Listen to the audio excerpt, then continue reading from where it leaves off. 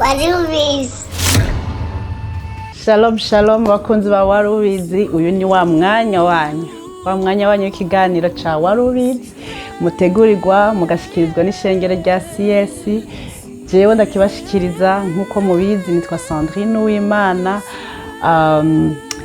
Uyu munsi twaba twongeye twagarutse, ariko imbere ya byose ndashaka gushimira by'umwihariko bivuye ku ndiba y'umutima wanje, hamwe na timu yose dukorana, ukuntu ikiganiro giherutse mwagisharinze. Oh my god, cyashitse ahantu kure.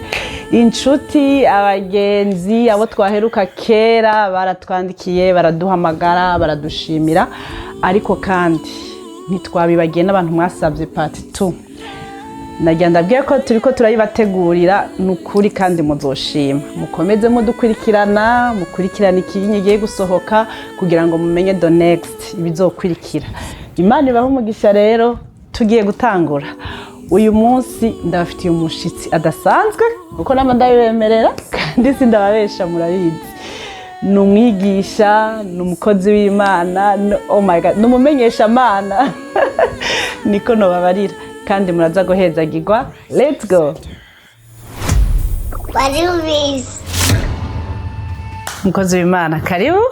Murakoze cyane. Mwibwire abanywanyi bacu ba Warubizi, bashobora kuba atari rya mbere, abandi ari rya mbere, ariko turashaka mwidondore by'umwihariko. Murakoze cyane. Jewe nitwa Tatien Sandrine, abandi umukristo. Nsengera muri mishengero bita CS. Wow. Karibu. Rero mukozi w'Imana, kugira ngo tuje deep mu bintu mwaduteguriye, ko ndazi ko mudufitiye igiseke gifundikiye cyane, turashaka mubanze mudusengere, mudusabire umugisha. Numbere gusenga kwacu ngaha muri Warubizi ni kugira ngo ibintu byose tuvugira, zaba ari ntahe, bwaba ari ubutumwa, kugira ngo umuntu wese avyakira bifashe umutima wiwe. Kuko iyo ikintu wagisengeye hari ukuntu cakira, iyo ikintu casengewe hari ukuntu cakirwa. Rero kugira ngo abanywanyi bacu ba Warubizi bakire kandi bafashwe. God bless you. Murakoze, reka twaha Imana dusenge. Mana, turagushimiye ku mwanya mwiza uduhaye kugira ngo tuganire iby'amajambo yawe. Aka kanya tugiyemwo turakaguhaye kugira ngo ibyo tugiye kuganira Mana bibe iby'ingirakimazi ku bazovyumva bose. Turakwinginze imbabazi zawe zidutwikire muri kino gikorwa, kugira ngo amajambo tuvuga yose aba amajambo avuye ku mutima wawe wipfuza ko tuganira ko n'abantu bawe. Nubiherwe icubahiro muri byose mu izina rya Yesu. Amen. Amen. Rero banywanyi bacu ba Warubizi, uyu munsi topic yacu ihagaze ku agakiza niki, umubatizo niki. Ubwo umukozi w'Imana aragenda adevelope aho hantu kugira ngo twige, twese turi ngaha kugira ngo twige, dufashanye, kuko hari igihe abantu usanga bazazanirwa, ugasanga abantu baravuga ngo agakiza. Mbega iyo uvuze ngo agakiza ubushatse kuvuga iki? Mbega jewe sinakijijwe, ku buryo usanga iyo umuntu mubajije uti warakijijwe, benshi usanga hari ukuntu bidefanda, ugasanga bijemwe n'impari kandi bitari bikwiye. Rero turashaka mudufashiriza abanywanyi bacu ba Warubizi, mbega agakiza, iyo umuntu avuze agakiza bivuze iki? Agakiza, ubwa mbere, iyo umuntu avuze ijambo agakiza, nuko aba afise, yari asanzwe afise ingorane, hanyuma akaba atari capable, atashoboye ubwiwe kuzikuramo, abakeneye ubundi muntu aza kumufasha kugira ngo azimukuremo.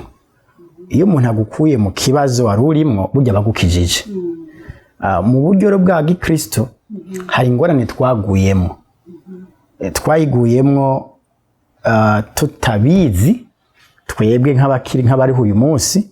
Mugabo kuva Imana irema niho duhura n'iyi ngorane. Ingorane tuyikura kuri Adamu. Burya Adamu ahagarariye abantu bose bariho, kuko izina Adamu ubwaryo risobanura the human being, ni kuvuga inyoko muntu, umwana w'umuntu. So iyo bavuze rero bene Adamu, bavuze bene muntu. twebwe rero turi bene muntu, turi bene Adamu.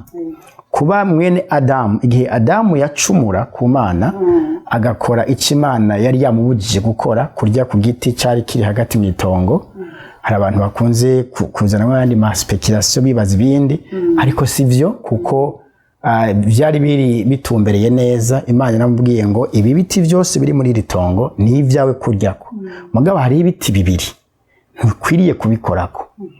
Kimwe hari ibiti bibiri biri special, kimwe muri ibyo biti kimenyekanisha kibi n'iciza.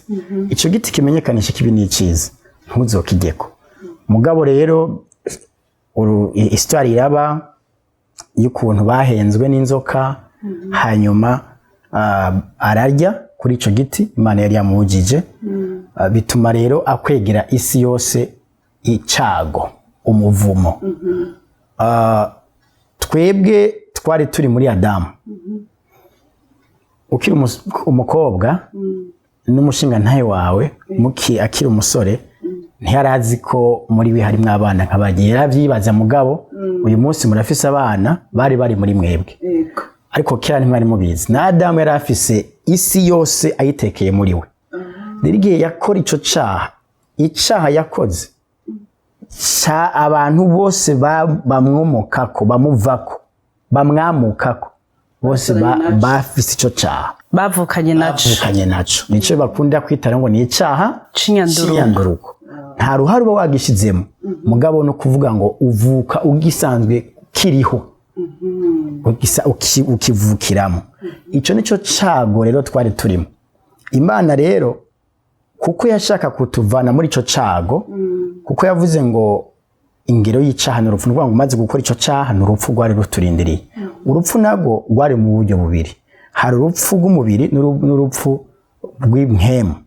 Urupfu rw'umubiri ni urudupfa, kuko ico gihe Adamu ntiyashobora gupfa mu mubiri imbere yuko acumura, mugabo amaze gucumura uyu mubiri ucutangura kugira kudeteriora, utangura gupfa.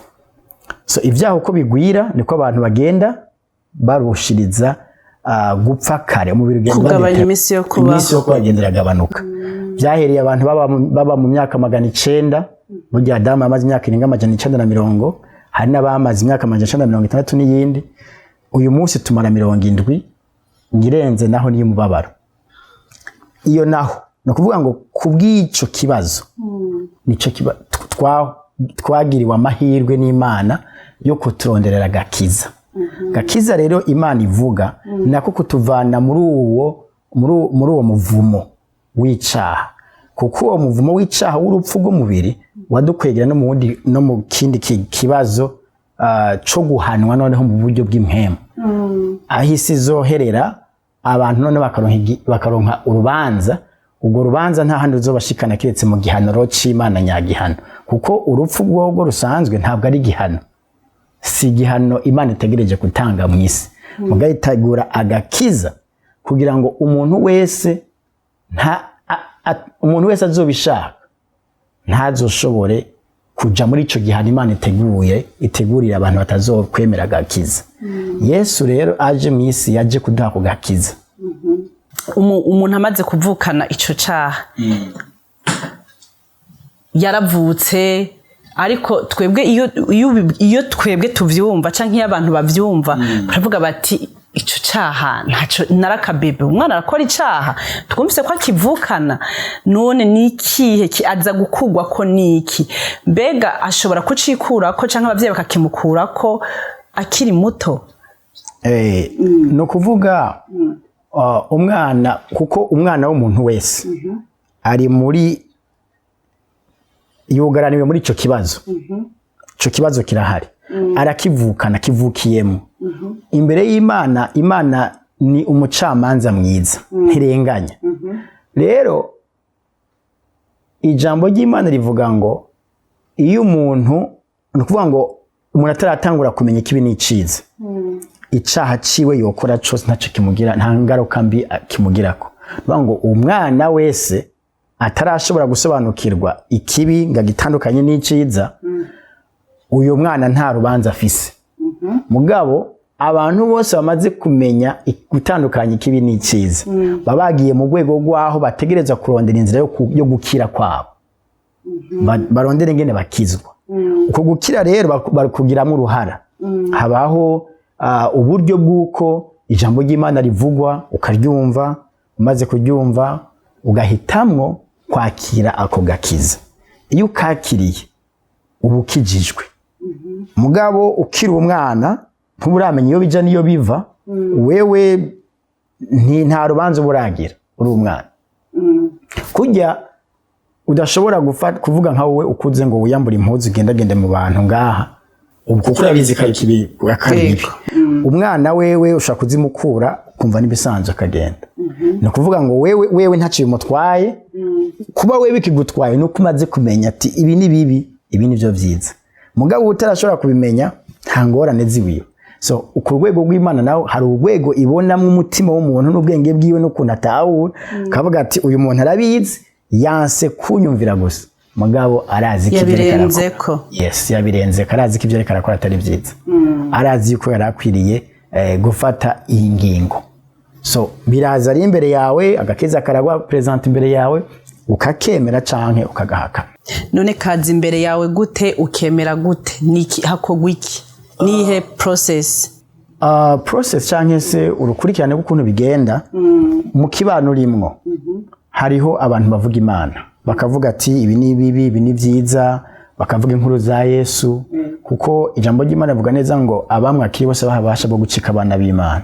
Tugomba kuva mu kuba umwana wa Adamu tukinjira mu buryo bwo kuba umwana w'Imana. Iyo ubaye umwana w'Imana rwa rubanza ruba rukuvuyeko. Ntubu gifise urubanza.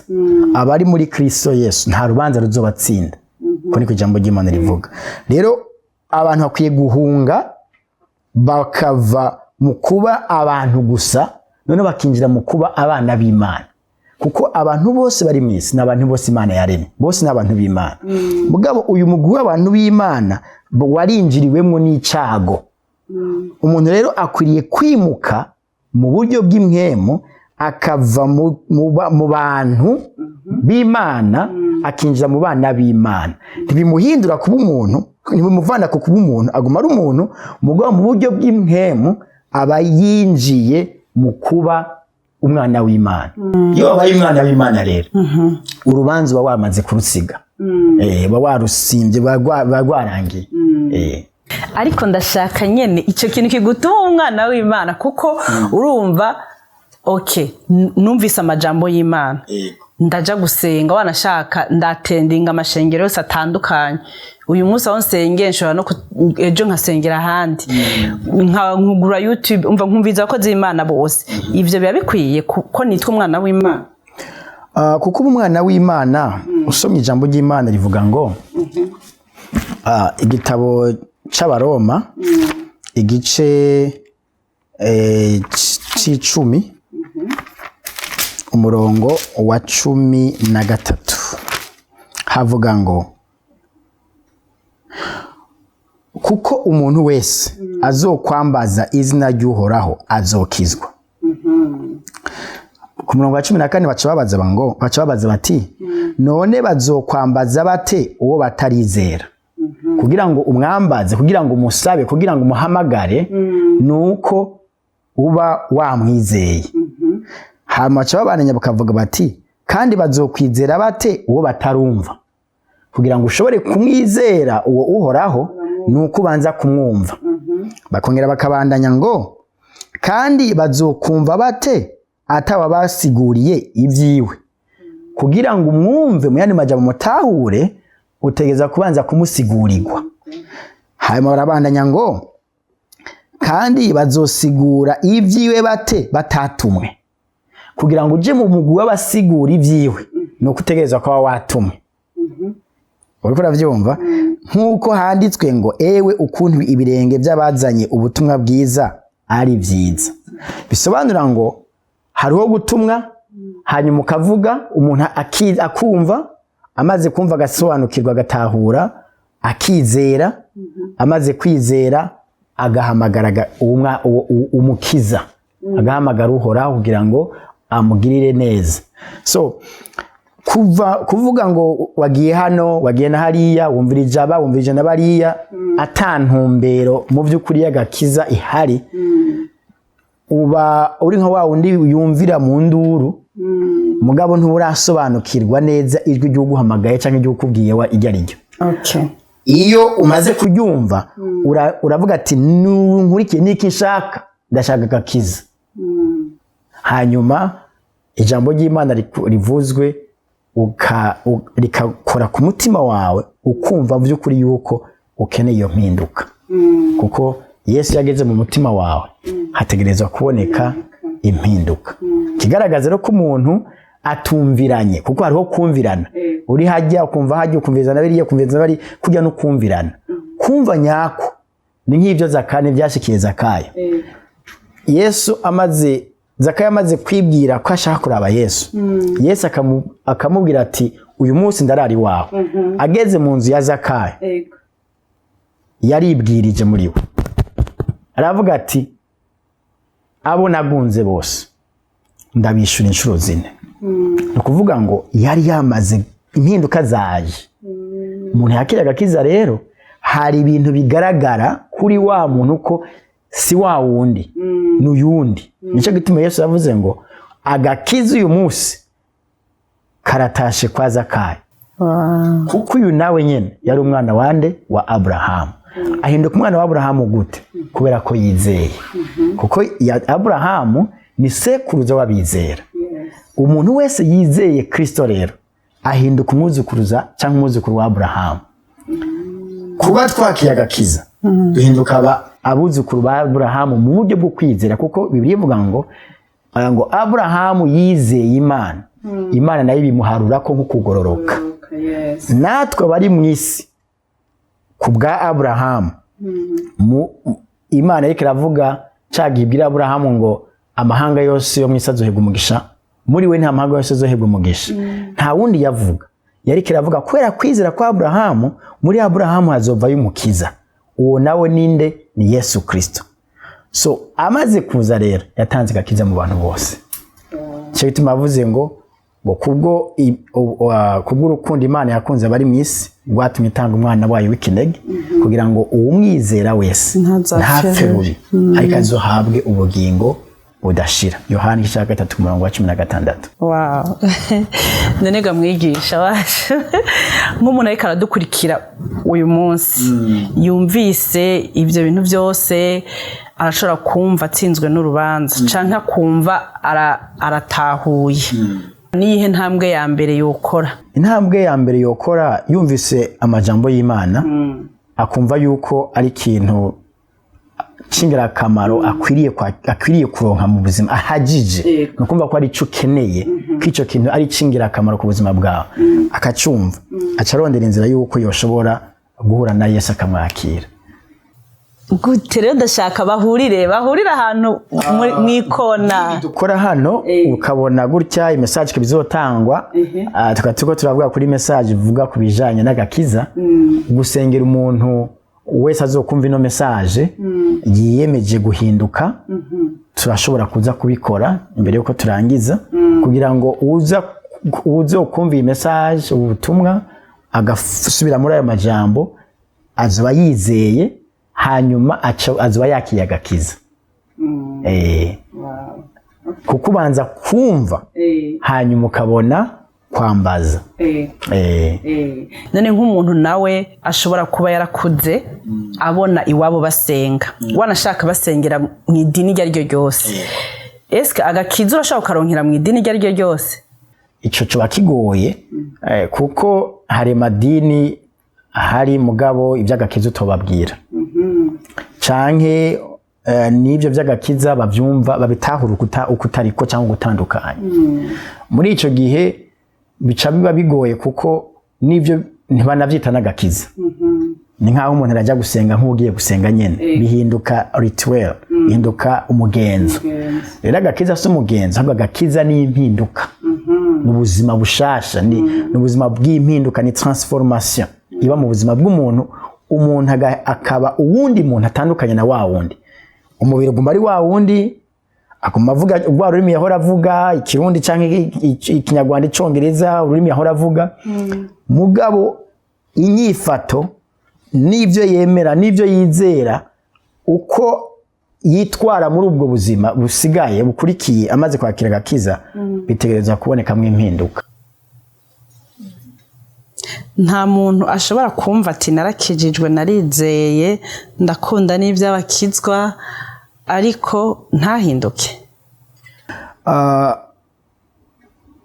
Yesu ntashobora kuba muri wewe ngakunanirwe guhindura kuko uba wakiriye Imana ibirema ibishiraho uyo niwe mwami w'impinduka yashyizeho ubwo buzima bwo guhinduka kuko nico yaje gukora yaje kugira ngo atuvane mu rupfu rw'ibyaha.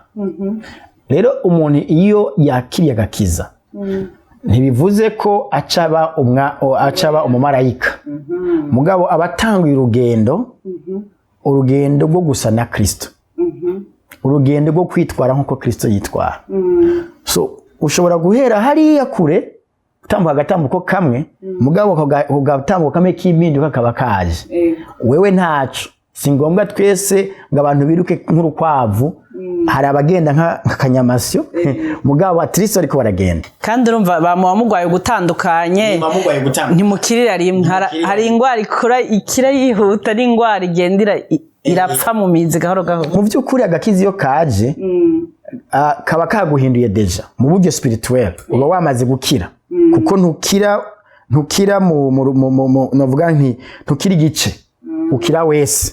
Mugabo muri urugendo rwo kuba wakize umubiri uba bibiribwa ngo uba wamugoreye gukora icyaha, akenshi hari ibyaha biba byagiye binanirana ugasanga ntibiko birahera, utugeso burya ingeso iragoye gupfa kuguhera.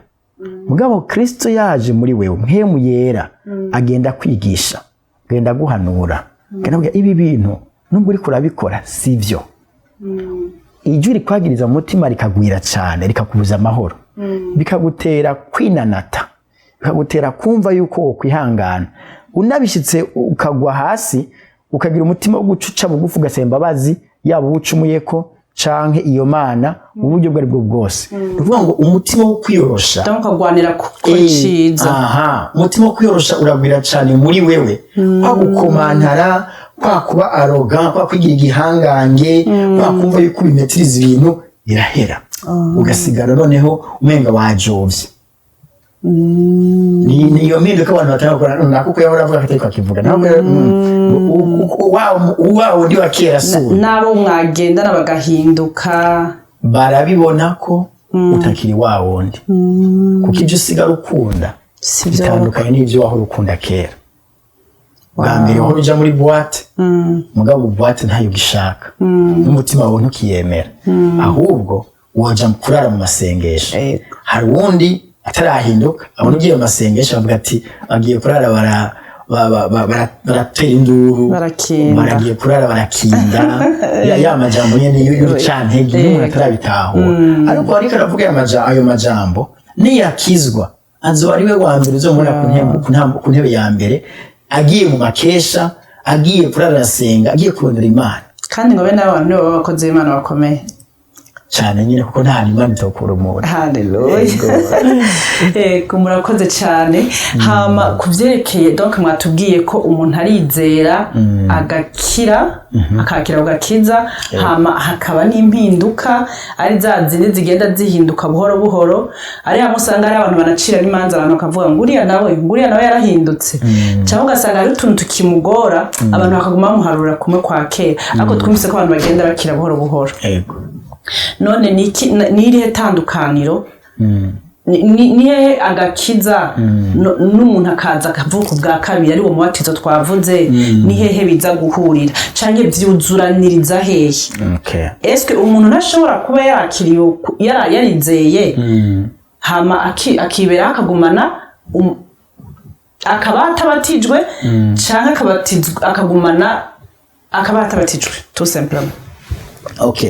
Iyo rero ukijijwe hari ijambo Yesu yavuze muri Matayo igice 28 ku murongo wa 19 kugeza kuri 20, ariko cyane 19 yavuze ngo nuko mugende mubwire mu mahanga yose mubwire abantu bose canke abaremwe bose ubutumwa bwiza uwizera mu mubatize mu izina rya data iry'umwana n'irya mpwemu yera mubigishe kwitondera ibyo nabageze umve ndi kumwe namwe iminsi yose kugera ku gihe ku mpero w'isi uraga iryo jambo ngene rivuga ririmo ibice bitatu igice ca mbere nico kwizera igice ca kabiri nico kubatizwa igice ca gatatu nico kwitondera amajambo y'Imana ibyo bintu byose uko ari bitatu biruzuzanya kandi birakurikirana ntushobora kubatizwa imbere yuko wizera ariko iyo wizeye ucubatizwa kubatizwa ni iki ni ikimenyetso cy'uko wizeye yandi majambo ni ikimenyetso cy'uko wakiriye agakiza ni ikimenyetso cy'uko utakiri wa wundi uri umwana w'Imana yandi wavuye mu bantu uracara umuntu mugabo nkaho wagize habayo transfer spirituel wimuwe spirituellement wimuwe ntukiri mu rupfu uri mu buzima uri mu bugingo wagiye muri ico kibanza c'ubugingo aho hantu rero wewe kuko wamaze gukizwa ikibigaragaza ko wakijijwe nuko ubatizwa kubatizwa rero niki ni gushingira intaye ku mugaragaro icabaye muri wewe wa munsi wakira Yesu Kristo kuko yavuze rero urwa ngo iyo bikoze ku mugaragaro Yesu we yabonye petetre ko akijijwe ariko abantu ntibabizi ariko we yipfuza yuko abantu nawe bose mwese mumvikana yuko wewe ntukiri wa Satani uburu w'Imana so ikibigaragaza rero ko ivyo bintu vyabaye ni ukubatizwa iyo utabatijwe haba hari ico kintu kiba kikibuze kandi Imana nishobora kukwizera ko uri réel igihe utari kurabikora kuko ni kimwe mu byo ugomba kuzuza nk'umuntu yagize gute yakurikiye Kristo umuyoboke wa Kristo ni kimwe mu byo ugomba rero kugira gute gushira mu ngiro mubigishe kwitondera ibyo nabageze mu byo yatugeze no kubatizwa birimwo navyo yari tugeze kubera iki uravye Yesu ubwiwe yavuze ngo muze mugere ikirenge mu canje canke tukurikire tugere ikirenge mu ca Kristo nawe yarabatijwe nimba yarabatijwe natwe tugomba kubatizwa kandi yavuze ngo muzoze murababatiza yaba yarabatijwe gaca avuga ati abandi nimuze mubatize nta kibazo ntabwo byo babigikenewe mugo yavuze ngo muze mubabatize mu izina rya data iry'umwana n'irya mpwemu yera usoma igitabo ca Mariko cyo 15 ku murongo wa 15 n'uwa 16 bavuga ngo abizera okay mugene mu mahanga yose mubwira abaremwe bose ubutumwa bwiza uwizera akabatizwa azokizwa ariko utizera azotsindwa n'urubanza ntabwo bavuga ngo uwizera ntabatizwe azotsindwa n'urubanza bavuga utizera azotsindwa n'urubanza igishobora kubuza kuja mu ijuru suko utabatijwe ahubwo nuko utizeye yandi majambo tike yawe yo kuja mu ijuru no kwizera mugabo kubatizwa ni kindi kimwe cyukurikiza umaze kwizera dufate ko ukijijwe uyu munsi ugacufa uyu munsi igihe cyo kubatizwa kitaragera ijuru ni ryawe uririjamo mugabo ukijijwe uyu munsi hanyuma ugacugarariza ukavuga ati ibyo bintu by'abakizwa byo kubatizwa ntabyo nshaka Imana ibona ko umugararije nimba umugararije rero udashaka ya mpinduka bizogaragaza ko nakagakiza wakira utagahaye agaciro kugira ngo akiza kagukorere nuko ubanza kumva ko ari ikintu cy'agaciro gisumba ibintu byose Yesu yamye agereranya agakiza cyangwa ubwami bw'Imana n'ikintu cy'agaciro gikomeye cyane itongo harimwo inzahabu urumva umuntu yataye ifaranga kurondera ijya gakiza n'ibintu by'agaciro cyane so umaze kubona ko ari ikintu cy'agaciro woheba ibyo utunze byose kugira ngo ukaronke ntuzokwemera gupfa kugata gutyo canke kugasuzumura canke ivyako ngo ntubikore kumvira rero nivyo bigaragaza ko mu by'ukuri nakagakiza gafise agaciro canke wa wundi wumvira ahambaye canke afise agaciro kuko ijambo ry'Imana ryo rivuga ngo kumvira biruta gutanga ibimazi so umuntu ashobora kuja gusenga agatanga amashikanwa akakorera Imana agatanga ibigira 10 mugabo atumvira Imana ibyo bintu byose reka arakora ni by'ubusa. None yo yumvira gute? Kuyumvira ni jambo ry'Imana nyene rihari, ni ibinyene akagakiza yakaronse hanyuma agize umutima wo kumvira Imana. Nimba bamusaba kubatizwa kari byo Imana ivuga abikore kuko bibiri mu bintu asabwa gukora. Nimba atarashobora kuronka umwanya wavyo ni yitonda ariko abipange nkaho azobikora mugabo ntabigararize atarabimenya. Nico gituma nk'amajambo nk'ari karatambuka nkaye ejo azoba yabimenya azocerera ashira mu ngiro ico gikorwa kuko ni ciza ko gikorwa uvyo kuzuza kwitondera ivyo Imana yatugeze canke Kristo yatugeze. None kamwigisha imibatizo hari ubwoko bw'imibatizo ingahe mbega? Tuvuze rero ubwoko bw'imibatizo mu by'ukuri byogorana cyane kuko abantu tugomba kubanza kumenya umubatizo twebwe tugenderamo cyane tuvuga ni umubatizo wa Yohana, ni umubatizo w'amazi. Umubatizo w'amazi ufise uko waje n'igituma Imana yawushizeho.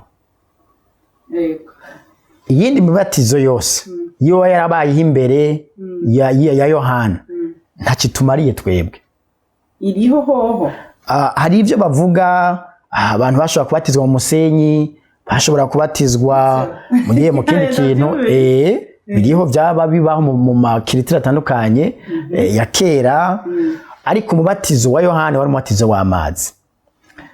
Uwo mubatizo w'amazi rero ufise igituma Imana yawushize kuko imbere yuko Yohana aza haheze imyaka 400 yo bita intertestamental period.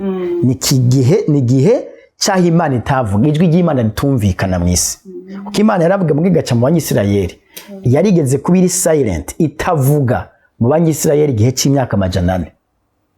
Iyo myaka 400 rero niyo Yesu yaziyemwo rero inyuma yayo yazanye Yohana kuvuga kwa Yohana nawe ikimutuma kategeza gukora ico gikorwa cy'umubatizo nuvuga ngo abemera bose iyo nzira nshasha bategeza kuza kubatizwa na Yohana.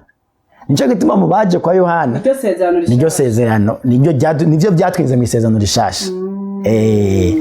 Aho umubatizo wa Yohana rero utangura isezerano rishasha. Ni Yesu, Yohana ni integuza ya Yesu aje gutangura isezerano rishasha. Iyo sezerano rishasha aje gutangura abantu bose ngo bava mu misozi mu bice byose Yudaya na hehe Samari bakaza kwande kwa Yohana. N'abasirikare barazi ngo twebwe abasirikare dukora iki? Namugenda mukora ibini mureye gutoza abantu amakori murenza ko canke mwiba mugira gute mubatwaza igitugu mukora ibisabwa mukwiriye gukora mu buryo buri just mu buryo mutarenganye umuntu numwe. Nivyo musabwa gukora. Nimwabikora gutyo muza muri mu murongo mwiza akababatiza. So mubatizo rero wari mubatizo wo kwihana wa Yohana, kwihana ivyaha. Umubatizo w'amazi wari mubatizo wo kwihana ivyaha kuri Yohana. Ni kimenyetso cy'abantu baja mu ijuru. Kuri Kristo rero kubatizwa kwa Yesu ntabwo Yesu yari yakoze ivyaha mugabo ni kimwe mu bigaragaza byo kuri yuko umuntu yinjiye mu muhamagaro. Iyo umaze gukizwa nta kindi kiba gisigaye no gutangura gukorera Imana, gukurikira Kristo, umuyoboke wa Kristo, gukora ibyo Yesu agusaba. Mugabo kugira ngo bikore nkuko Yesu atashobora kuja gutangura ministeri yiwe atarabatizwa niko n'umuntu wa kino gihe iyo amaze kwakira Kristo yinjira mu bikorwa ruko yamaze kubatizwa. Ubu niko byasabwa kubera ko iyo umuntu amaze kubatizwa aba yamaze guca urubanza nduwaha hantu kuko ndabigaragaje ku mugaragaro nduwa Yesu. Ubundi mariage nk'akarore ka mariage irimwo nico kimwe n'agakiza kubera ko Maria kugira ngo wakira agakiza utegeza kwanza gukunda Yesu. Yesu aragukunze urabimenye urukundo rwe uragwakiriye urizeye ukwizera guhesha ako gakiza. Iyo ni sezerano. Now ucukurikizaho kuri Kristo nuko ubanza kubatizwa. Nuvuga ngo kubatizwa ni kimenyetso kigaragariza abantu bose baraza bakamenya vy'ukuri wa muntu kumugaragara wa muntu ni wa Kristo. Ico ni kimenyetso kigaragaza agakiza wakiriye. Ca kabiri kwitondera ivyo yatugeze n'ubuzima bwawe bwa misi yose bw'urugendo rw'embere kugeza upfuye wumvira Yesu. Now mu buryo bwa mariage nubu iyo igihe wakundana n'umusheri wawe yarakubwiye ijambo mwarabwiranye amajambo hanyuma uraryemera umaze kuryemera urukundo wari urumuhaye mwari muhanye urukundo aho ni nkaho yaragushize yarakuziritse ahantu kereke pa atari wari wese aza gupfa kuza guse turamugenda mugabo byari bishoboka ko ushobora kubivamo umwanya wabiserukirije imbere y'ishengero abavyeyi mukabahamagara inshuti n'abagenzi bakaza mukaja kwa patiri cyangwa kwa pasteri bakabambika impeta mukambara impeta iriya mpeta mwari muhanye ni ikimenyetso cy'urukundo mwakundanye ntabwo impeta ari ryo sezerano mugo ni ikimenyetso cy'uko mwakundanye aho rero iryo sezerano mwagiranye muri babiri ndagukunda urankunda turakundana iryo ni ryo sezerano hanyuma impeta irashize k'igikumu kuri rya sezerano mwahana noneho rero muvyeretse abantu muravyeretse ku mugaragaro mariage rero ntabwo ibirarangira irangirira muhira pratique y'ubuzima bwo mu rugo muca mutaha muhira rero ukaba uri uwiwe nawe akaba ari uwawe mugaca mubana akaramata aho hantu rero muri Kristo agakiza urukundo n'ubugeranwa n'urukundo rwawe we n'umugabo wawe kwizera no kuvuga ngo kubatizwa bigereranywa n'iyo mpeta mwambikanye ku mugaragaro sinzobivamo ndi kumwe nawe kurya gihe amaze kukwambika iya mpeta mukaba mwambikanye iriya mpeta ubuze ati uyu ni uwanje ntaje niko mu mutima wawe biba bimeze nawe niko biba bimeze mumaze gutaha ukabibamo nyine nk'umudame nawe nk'umugabo gakora ibyo asabwa nk'umugabo nawe gakora ibyo asabwa nk'umudame muri mu buzima nyabwo muri ko murabana nkuko mwubahiriza rwa rukundo mwahanye na Kristo nawe nuko iyo tubayemo tumwumvira dukora ibyo dusaba tuba turiko turubahiriza rya sezerano twahanye ry'urukundo. Wow. Birakomeye. Nanega mwigisha turi ku musozo w'ikiganiro cacu mwatubariye ngo umuntu yizera akuze kandi muratubwira ngo umubatizo uhari ngo n'uw'amazi. Eske n'amazi atagira igipimo n'amazi angana gute amazi yoba afise uko angana kuko harabo twumva ngo harababatijwe mu mazi menshi harababatijwe mu mazi make harababatijwe dufate nk'akarorero nk'ubu novuga ko noba narabatijwe nk'akabebe nkivuka nkabatizwa nirihe tandukaniro ryo mu mazi menshi no mu mazi make kwanza ubwa mbere mpereye ku cambere nta muntu ashobora kubatizwa ari umwana kuko kubatizwa ijambo kubatizwa ni ijambo bita to immerse mu Congereza immerge uri kwibiza ikintu ubu ndashobora aya ntibona kiyirije tumba kuno shobora gufata akabenga gukubitamo hariya ndani ndayakubisemo gutya burya nakabatije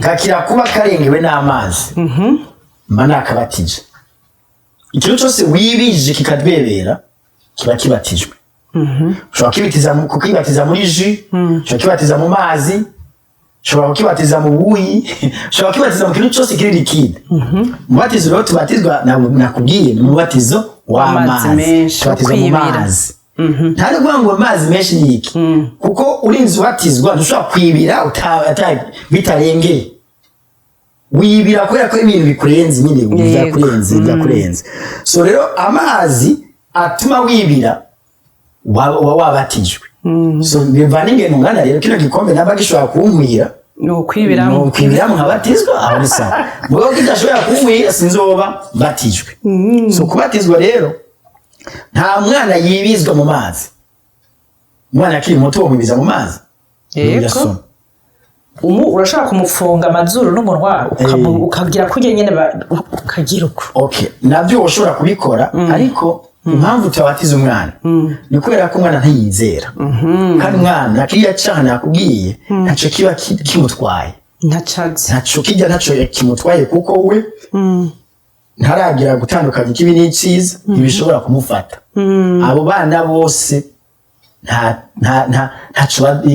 kimwe bazoba nta rubanza bafise imana ubwo yararubakuyeho kubera ko iri juste ishobora gutuma umuntu yoburengana igomba guha umwanya wawe nawe ukafata ingingo yiwawe none mukiri ngaho none nk'ubu umwana dufate bamubatije akira kabebe nta na kimwe azi nta rubanza nta na kimwe azi ariko wa mwana uko akura abavyeyi bakagenda bamubwira ati wewe warabatijwe twarakubatije ukiri umwana bikageraho avyizera si kwa kwizera mwadusavye akavuga ati jewe rero narabatijwe ndi umwana w'Imana ngira ngerageze uko agenda amenya ubwenge akagenda yizera wa mubatizo ati dufata akagereza kwitandukanya n'icaha niki urumva agashaka heba y'amazi yo kwibira vyaca vyotwara biragitwaye kuko gucuritsa ibintu ubuntu deja wewe babikuvugiye none muri mariage hariwo mutoya wawe umwemerera ko ajya gusezeranira akakwambikirwa impeta ati yambitse mu kibanza canje oya gusazwa yabikorangira muri Afrika nk'abantu babakore akicara mu kibanza mugora bize ko ari kwiyaranja kubera kubura uko bagiye mugo imbere y'Imana ntitubuze ko tugira nitwiyaranja kwiyaranja kurimo uriya muntu yabikorewe ari muto abavyeyi be bagize neza kubera ko bariko baramereka mwana wanje ntuzoje mu bintu bibi uri uw'Imana no kugerageza kumurinda kwerekana ko ntabwo ari wa satani ntukoreko ni ikintu ciza mugabo amaze gukura umwana aciye ubwenge aramenya ati ibi bintu bankoreye nibyo kwe burya birashimye birahamye nivyo aho oni haca aza ati urogeze aho nanjye nivugira igi wanje nanjye nibarizwa ku ruhande rwanje reka nakire uwo Yesu nene yakira Yesu nta kindi gikurikira guca abatizwa kuko ivya mbere byose byakozwe ngo byose bwa mbere atarakira agakiza nta na kimwe bimaze ibyiza byose wakoze utarakira agakiza turabona na Kristo ufata iyo ngingo ni byiza byaragufashije byarafashe n'abantu mugabo wewe nawe ibigufasha ni wewe na Kristo muhuye inyuma yo guhura na Kristo niyo mubatizuza ntabwo uzi imbere yo guhura na Kristo uzima yo guhura na Kristo none kariya kana karizeye agomba kubanza kwizera bagomba kubwira ubutumwa bwiza umva umuntu agomba kubanza gutumwa kuriko kakabwira ubutumwa bwiza kakumva understanding hanyuma kakizera bamaze kwizera agaca gatangura kibwira Yesu nanje mfasha ronkiza nare umva ivyo ujya mwana yo bikora ntabwo mwanya yarose yo kubikora ahubwo amaze gukura ntafata iyo ngingo ndabikeneye agakiza nakanje ndagakeneye kuko agakiza kari personnel nakumuntu ku giti ciwe saba abavyeyi bawe mu gufasha akakugeza ku rusengero mugabo nkakujya utwara inka ku mazi utoyinywera ura irinywera bwayo yenyene so umwana akuze agomba yaratwawe n'abavyeyi bamugeze ku mugezi kuri Kristo hanyuma yiyakirire Kristo ku ruhande rwiwe no kwakira acakora ibyo ijambo ry'Imana rimusaba harimo no kubatizwa none imbere yuko turangiza ni iki mwohamagarira abatarabikora canke abari bazi yuko babihejeje n'umuntu ariko atwumviza yatahuye uko bigenda ni iki mwomuhamagarira eske kwishengera iwanyu mwamutegura murabatiza abantu abavyizeye hari ivyo mwimirije gukora kugira ngo umuntu ariko atwumviriza abarondere abagane hama munamusigure nibi kuko twabwiye ko ari ukuri umwigisha muzi ibintu byinshi kandi umwanya ni wadukundira tuzongera tubahamagare mukomeze kutubwira abanywanyi bacu niki mubwira abanywanyi umunywanyi wacu ariko adukurikira yabaye interesse nivyo mwamusigurira no mubwira yuko ibyiza no kuyo kwakira Kristo hanyuma maze kwakira Kristo ashobora kuba si ijambo ry'Imana Bibiliya ashobora kwironka agasoma asome Bibiliya uravye amajambo y'Imana haba muri Luka gice ca kabiri usomye kiriya gice cyose yakwereka Yesu abati umgene vyagenze Yesu ntiyigeze abatizwa ari umwana ahubwo bamushikaniye Imana abana barabashira imbere y'Imana bakabadedia Imana nimwe byo gusengeshereza abana bakivuka bakaja kumusengera bamuhesha umugisha inyuma y'ivyo umwana amaze gukura niwe yafata decision kwakira agakiza nosaba abantu bose bari kubatwumviriza ko Kristo nta ruhombo rurimo kumwakira Kristo kwakira agakiza niyo ngingo isumba izindi zose umuntu azokora mu isi kuko ibintu byose tubamo ntacyo bimaze ni ubusa no guhahamira umuyaga kandi biriko bikavuga muri Mariko 8:36 ngo 37 ngo mbega mbese byo mumarira umuntu byo mumarira iki kunguka ibyo mwisi byose ariko agahomba ubugingo. Ubugingo busobanura yuko nako gakiza, umunezero w'agakiza usumba ibyo mwisi byose. Hakuvuga nk'ibyiza byo mwisi byose ariko ukabura ubugingo, wohomba ibyo mwisi byose byiza ariko ukaronka ubugingo. Niko ijambo ry'Imana riduhanura. Umuntu wese yumviye amajambo no muhanura yuko iki gikorwa cyo kwakira Kristo ntabwo gisuzuguritse, ntabwo bakwizwa ari abantu babuze iyo baja, babuze ibyo bakora, bagize no, ni abantu ahubwo bari decent, ni abantu baciye ubwenge, ni abantu basobanukiwe, bazi ica agaciro gusumba ibindi. Nubwo hari abavyitwaramo nabi, abo nabo birifise uko ibavuga, impera yabo irahari nabo. Mugabo ntiwovuga yuko ububi bwa bamwe buca bwonona ibyiza by'abandi. Hariho abantu bakiri mu murongo bacubaha Imana kandi bakigendera mu nzira y'Imana. Ntibarirabire ku bantu bari mediocre, ku bafise inyifato mbi mu by'agakiza. Abo ntibarabire kuri ba bandi bahari beza, bitwara neza, bagerageza kubaha Imana. Niba umuntu wawe ikimugoye muri iki gihe, ntitumucire kwiteka cyangwa urubanza, uwo ni iby'Imana. Ejo ariko aragerageza muri iyo nzira, buriya usanga ariko aragwana n'intambara yiwe, nko mushigikiye mumusunike gahoro gahoro kugeza igihe atsinze bya bigeragezo. Ariko umuntu niyakora ibyo yishakiye akaba arrogant, ntuzotinye kumuhana umubwira ati ibyo uriko urakora ari bibi kandi ibyo uriko urakora bizokugeza habi. Muhanure nta kibuzo ubukoze kandi nanabifatana nabi uzo wakoze icyiza. So rero ku rusengero iwacu aho nsengera hariho gahunda yo kubatiza izo mu kwa 12. Niza neza yuko abantu bose bazoba babikeneye bashobora kwiyandikisha ntibaracererwa kugeza mu kwa 11 hazo hacuguruye kugira ngo abipfuza kubatizwa baronke inyigisho zibikwiriye zisumbirije izi, hanyuma bavyumve neza bitahure maze bagere ikirenge mu cya Kristo. Murakoze. Rero nkuko mwabisezeraniye abanywanyi bacu bawarubizi, nk'umuntu ariko aratwumviriza yumvise muri sibike vraiment mwagerageje, ndazi ko ari inyigisho yagutse, ariko nk'umuntu ahageza yatahuye mwomufasha mukamusengera kugira ngo hari abantu benshi tumaze kumva intahe nyinshi abantu bakira agakiza kuri live, nk'umuntu azoba ariko araba kino kiganiro aze umuntu ariko araturaba avuga ati mwami nukuri ndatawe, hari byinshi nawe bwatahure ndakiriye, mumufashe mubadufashirize muzaba mukoze. Yego nibyo nkuko twabisezeraniye abatwumva, reka dufate aka kanya aho uri hose wubaha Imana, wumva wipfuza kwakira iri sengesho. Ni sengesho ubwawe wibwirira Kristo, urizera yuko ugiye kumubwira kandi akakumva. Aha kanya rero ngiye kuvuga amajambo ni nk'isengesho kwisengera, ariko kuko ubu utarimenyereye utariyizi ndakufasha, ariko niwe uza kuri kuramwibwirira. Ndavuga amajambo nawe uyasubiremwo, hanyuma araza kubifata nkaho ni wewe uri kuramwibwirira, ugirana nawe isezerano ry'urukundo, isezerano ry'agakiza. Usubiremo aya majambo. Mwami Yesu, ndumvise ijambo ryawe kandi ndaryizeye. Nemera ko ndi umunyabyaha, ariko uyu munsi mfashe ingingo yo gusezera Satani n'ibyaha byiwe byose. Mbabarire ibyaha nakoze nzi n'ibyo nakoze ntazi.